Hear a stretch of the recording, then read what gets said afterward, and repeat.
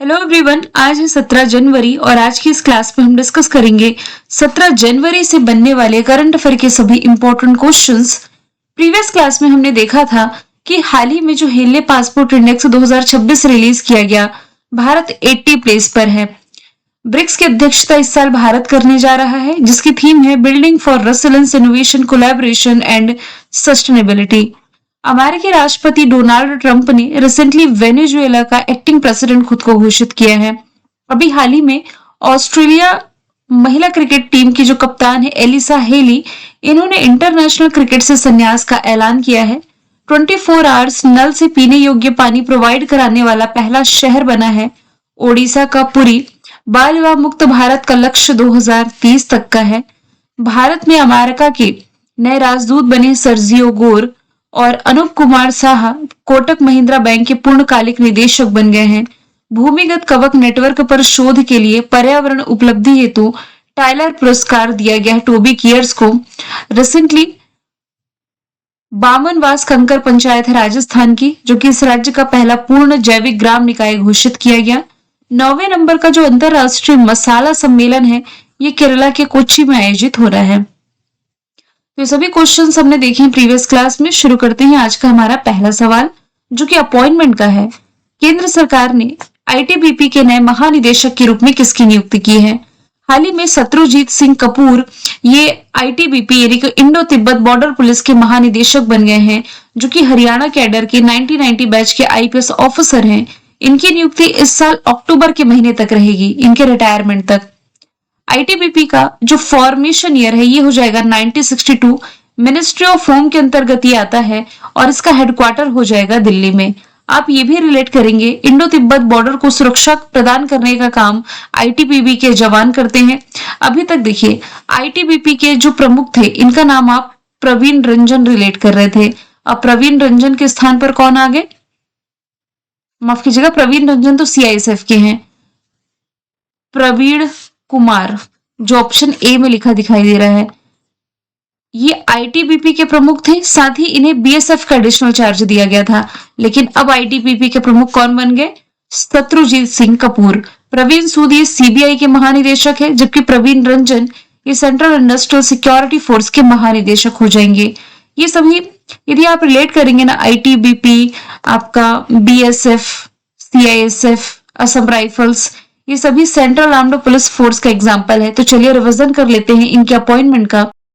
CISF के महानिदेशक प्रवीण रंजन है, आईटीबीपी के शत्रुजीत सिंह, एसएसबी के संजय सिंघल, बीएसएफ के प्रवीण कुमार, सीआरपीएफ के Gyanendra Pratap Singh, Indian coast guard के एस परमेश, एनडीआरएफ के पीयूष आनंद, आरपीएफ के सोनाली मिश्रा, असम राइफल्स के विकास लखेरा, एनसीसी के वीरेंद्र वत्स। इंटरनेशनल स्पेस स्टेशन से बीमार एस्ट्रोनॉट को इतिहास में पहली बार आपातकालीन इलाज के लिए पृथ्वी पर वापस लाने का काम किस स्पेस एजेंसी ने किया? तो ये आप रिलेट करेंगे नासा का नाम। ऑप्शन नंबर सी इसका राइट आंसर हो जाएगा। तो इंटरनेशनल स्पेस स्टेशन, पहली बात तो है क्या, पृथ्वी से लगभग 400 किलोमीटर ऊपर का जो क्षेत्र है ये आपका इंटरनेशनल स्पेस स्टेशन कहलाता है। वैसे जिसमें आईएसएस की बात कर रही हूं ना, ये अमेरिका, रशिया, जापान, कनाडा और यूरोपीय देशों के द्वारा बनाया गया एक शोध केंद्र है, जहां पर अंतरिक्ष यात्री रहते हैं, महीनों रहते हैं और रिसर्च का काम कंप्लीट करते हैं। तो अभी नासा चर्चे में आई है क्योंकि अपने एक एस्ट्रोनॉट को ये इमरजेंसी की सिचुएशन में वापस ला रहा है और नासा को पहली बार मजबूरन अपना मिशन अधूरा छोड़ना पड़ा है। बीमार एस्ट्रोनॉट को इमरजेंसी मेडिकल एवाक्यूएशन के जरिए पृथ्वी पर लाया गया है और नासा के इतिहास में इसका पहला मेडिकल रेस्क्यू मिशन है और इसे स्पेस एक्स के स्पेस क्राफ्ट से लाया गया। नासा का फॉर्मेशन ईयर वॉशिंगटन डीसी माफ कीजिएगा, फॉर्मेशन ईयर 1958 है। वॉशिंगटन डीसी में हेडक्वार्टर है और जेरेड इसाकमैन इसके नए हेड बने हैं। आईबीएम के साथ मिलकर के इसने सूर्या एआई मॉडल लॉन्च किया, जो अंतरिक्ष मौसम की सटीक भविष्यवाणी करता है। सौर तूफानों से पृथ्वी के चुंबकीय क्षेत्र को बचाने के लिए इसने ट्रेसर्स मिशन लॉन्च किया था और नासा ने चंद्रमा पर पानी का पता लगाने के लिए लूनर टेलब्लेजर उपग्रह लॉन्च किया। ये दोनों क्वेश्चन अभी बीपीएससी ने पूछे सितंबर के महीने में। पंच मिशन जिसे नासा ने लॉन्च किया था, ये सूर्य के बाहरी कोरोना और सोलर विंड का अध्ययन करने के लिए लॉन्च किया गया। प्रोफायर मिशन पृथ्वी के ध्रुवीय क्षेत्र का अध्ययन करने के लिए, प्रोजेक्ट निसार ये इसरो के साथ इसका संयुक्त प्रोजेक्ट है, और यूरेनस के 29वें उपग्रह की जो इसने खोज करी है ये है 2025 U1। और यदि आप करंट से रिलेट करेंगे ना तो अभी 2 दिन पहले के करंट अफेयर में हमने पढ़ा है कि अंतरिक्ष में Cloud9 नाम का एक भूतिया आकाश गंगा यानी कि जो घोस्टली गैलेक्सी है इसकी खोज इसी नासा के द्वारा की गई है, नासा के हबल स्पेस टेलीस्कोप के माध्यम से। यूरोपीय स्पेस एजेंसी ये यूरोपीय देशों का स्पेस ऑर्गेनाइजेशन है, अंतरिक्ष संगठन है, अंतरिक्ष एजेंसी भी आप कह सकते हैं। रॉसकॉस्मोस रशिया की स्पेस एजेंसी है। रशिया ये वेनेरा डी मिशन पर काम कर रहा है जो कि इसका वीनस मिशन है। जेक्सा जापानीज स्पेस एजेंसी है और भारत ने अपने नेक्स्ट मून मिशन के लिए जापान के साथ सहयोग कर रखा है। दिसंबर 2025 के लिए ICC player of the month male और फीमेल कैटेगरी में किसे चुना गया है? देखिए मेल कैटेगरी में ये चुने गए हैं मिशेल स्टार्क जो कि ऑस्ट्रेलिया से बिलोंग करते हैं। फीमेल कैटेगरी में चुनी गई है लॉरा वॉलवर्ट्स जो कि साउथ अफ्रीका से बिलोंग करती हैं। तो दोनों की कैटेगरी आप याद रखेंगे। आईसीसी का फॉर्मेशन ईयर 1909, दुबई में हेडक्वार्टर जय शाह अध्यक्ष है। इस साल आईसीसी वुमेन्स वर्ल्ड कप का विजेता भारत है, साउथ अफ्रीका को हरा करके। संजोग गुप्ता नए सीईओ बने हैं। साउथ अफ्रीका ने ऑस्ट्रेलिया को हरा करके ऐतिहासिक आईसीसी विश्व टेस्ट चैंपियनशिप जीती। आईसीसी हॉल ऑफ फेम में शामिल 11वीं भारतीय खिलाड़ी महेंद्र सिंह धोनी है। आईसीसी चैंपियंस ट्रॉफी 2025 का विजेता भारत है। भारतीय क्रिकेट टीम के जो पूर्व कप्तान है सौरव गांगुली, इन्होंने फिर से इन्हें हाल ही में आईसीसी पुरुष क्रिकेट समिति के अध्यक्ष के रूप में नियुक्त कर दिया गया है।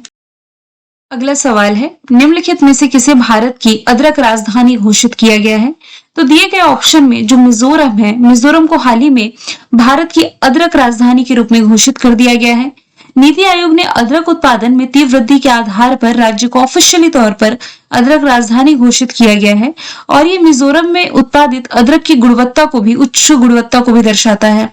मुख्यमंत्री लाल दोहुमा ने इस उपलब्धि का जो श्रेय है किसानों के निरंतर प्रयासों को दिया है। मिजोरम को आप मैप के थ्रू देखिए, इसकी कैपिटल जो है आइजोल हो जाएगी। मुख्यमंत्री लाल दोहुमा, राज्यपाल विजय कुमार है, गुवाहाटी हाईकोर्ट के अंतर्गत आता है। कुछ करंट के फैक्ट देखिए जो 2025 में हमने पढ़े हैं। देश का पहला पूर्ण साक्षर राज्य मिजोरम है। प्रधानमंत्री नरेंद्र मोदी जी ने मिजोरम में देश के पहले यानी कि इस राज्य के पहले, माफ कीजिएगा देश का नहीं है, इसी राज्य के पहले रेल नेटवर्क का उद्घाटन किया था और इसी मिजोरम में कैलामरिया मिजोरमेंसिस नामक नई रीढ़ सांप यानी कि स्नेक की प्रजाति खोजी गई है। यदि मैं अदर ऑप्शन की बात करूं तो अभी हाल ही में देश की जो पहली नई तेंदुआ राजधानी या आप नई लेपर्ड कैपिटल कह सकते हैं, ये बैंगलोर को घोषित किया गया। देश का पहला मेगा स्लम फ्री सिटी सूरत है, वैसे स्लम फ्री सिटी पूछा जाता तो चंडीगढ़। देश का पहला बेगर फ्री सिटी यानी कि भिखारी मुक्त शहर आपका इंदौर हो जाएगा। अगला सवाल है भारत में 2026 में राष्ट्रीय स्टार्टअप दिवस मनाया गया कब? तो देखिए ये 16 जनवरी को ही मनाया जाता है। रीजन क्या है? क्योंकि 16 जनवरी के ही दिन 2016 में जो स्टार्टअप इंडिया की शुरुआत है ये की गई थी, तो इस दिन को ये भी चिन्हित करता है। इस दिन सरकार ने 75 ग्रैंड चैलेंजेस जारी किए, 20 राष्ट्रीय स्टार्टअप अवार्ड भी प्रदान किए जो कि इनोवेशन को बढ़ावा देने के लिए है। सवाल 7वां है वर्ल्ड बैंक ने फाइनेंशियल ईयर 2026 में भारत की जीडीपी ग्रोथ रेट कितने प्रतिशत फोरकास्ट की है? According to world bank Bharat की जीडीपी ग्रोथ रेट ये 7.2% रहेगी और जून में जो इसने फोरकास्ट किया था उससे 0.9% और अधिक इसे आप माने। देश में मजबूत घरेलू मांग और लागू किए गए कर सुधारों के असर को ध्यान में रखते हुए ये ग्रोथ रेट बढ़ा दी है वर्ल्ड बैंक ने, जिसका फॉर्मेशन ईयर 1944 वॉशिंगटन में हेडक्वार्टर, अजय बंगा इसके अध्यक्ष हैं। सवाल नंबर 8वां है हाल ही में किस देश ने इजिप्ट, लेबनान और जॉर्डन में मुस्लिम ब्रदरहुड संगठनों को आतंकवादी समूह घोषित किया? तो अभी हाल ही में अमेरिका के द्वारा इन अफ्रीकी कंट्री में यानी कि इजिप्ट, लेबनान और जॉर्डन में जो मुस्लिम ब्रदरहुड संगठन थे इन्हें आतंकवादी समूह घोषित कर दिया गया है। इस मुस्लिम ब्रदरहुड की स्थापना 1928 में इजिप्ट के विद्वान हसन अल बन्ना ने करी थी। तो अमेरिका का जो वित्त मंत्रालय है इसका ये कहना है कि मुस्लिम ब्रदरहुड की जो शाखाएं हैं यानी कि ब्रांचेस हैं, ये नागरिक निकायों के रूप में काम करती है, लेकिन इसकी जो गुप्त रूप से आप कह लीजिए एक ब्रांच है जो आतंकवादियों को समर्थन देने का काम करती है, इसलिए इसे आतंकवादी संगठन घोषित कर दिया गया है। अभी आप ये भी रिलेट कर पाएंगे कि कुछ समय पहले ही जो अमेरिका है इसने जो जम्मू कश्मीर में जो आतंकी हमला हुआ था ना, जिसकी जो जिम्मेदारी है द रेजिस्टेंट फ्रंट ने ली थी, तो इस ग्रुप को भी आतंकवादी समूह घोषित किया गया था अमेरिका के द्वारा। दुनिया में प्रमुख रूप से जो आतंकी संगठन है, टॉप 10 यहां से मैंने मेंशन कर रखे हैं। इस्लामिक स्टेट, ये इराक और सीरिया में एक्टिव एक जिहादी समूह कह सकते हैं। अलकायदा, ये ओसामा बिन लादेन द्वारा स्थापित किया गया था, है ना। कई वैश्विक आतंकी गतिविधियों की इसने जिम्मेदारी ले रखी है। तालिबान, इसने भी हाल ही में अफगानिस्तान पर शासन कर रखा है। फिर एक है Tehreek-e Taliban, Boko Haram, al-Nusra Front है, हिजबुल्लाह है, हमास है, कुर्दिस्तान वर्कर्स पार्टी है, Revolutionary Armed Forces of Colombia, ये सभी आतंकवादी संगठन है। सवाल 9वां है, रक्षा बल वयोवृद्ध दिवस जो हर साल 14 जनवरी को किसकी विरासत और सेवा को सम्मानित करने के लिए मनाया जाता है? ये 14 जनवरी का एक इंपॉर्टेंट डे जो हमने छोड़ा है, के.एम. करियप्पा की विरासत और सेवा को सम्मानित करने के लिए हर साल 14 जनवरी को रक्षा बल वयोवृद्ध दिवस है जो कि ये मनाया जाता है। के.एम. करियप्पा थे कौन? ये भारतीय सेना के पहले कमांडर इन चीफ थे जो कि 1953 में इसी दिन रिटायर्ड हुए थे। कब? 14 जनवरी को। रक्षा मंत्री राजनाथ सिंह ने दिल्ली कैंट में स्थित मानेक शॉ सेंटर में आयोजित प्रमुख समारोह में पार्टिसिपेट किया है इसी दौरान।